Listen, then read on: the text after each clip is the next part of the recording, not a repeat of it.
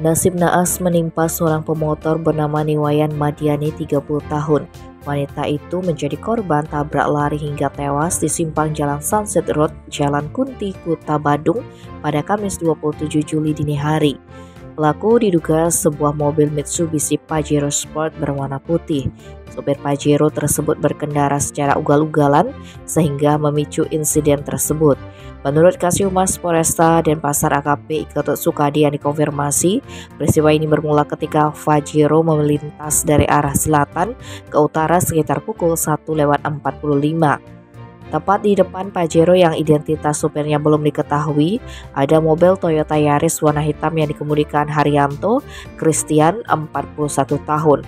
Sedangkan Madiani yang mengendarai motor Honda Vario DK 6462 QS melintas dari arah utara ke selatan. Setibanya di tempat kejadian perkara yang merupakan persimpangan, traffic light menyala merah, sehingga Yaris pun berhenti. Namun Pajero malah terus melaju hingga menghantam bokong Yaris tersebut.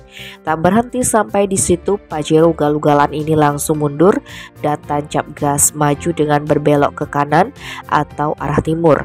Alhasil menabrak Madiani dari arah berlawanan. Kejadian ini mengakibatkan wanita asal lingkungan Ancak Benua, Kuta Selatan ini mengalami luka pada kepala, kaki, dan badan lecet hingga tewas di tempat. Meski telah memicu tragedi tragis tersebut, Pajero tersebut tak ada etikat baik kepada korban dan langsung saja kabur dari TKP.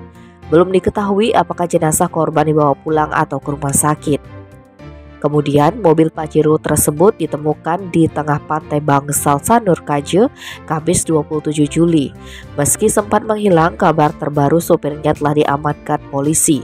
Kasihhumas Polresta Denpasar AKP Iketut Sukadi menjelaskan, berdasarkan keterangan Ide Bagus Kadek Widiase, 54 tahun, awalnya datang ke pantai tersebut sekitar pukul 6.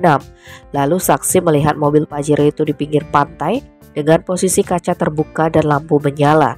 Temuan ini lantas disampaikan ke Polsek Denpasar Selatan. Ternyata plat mobil itu sesuai dengan yang tabrak lari di Kuta.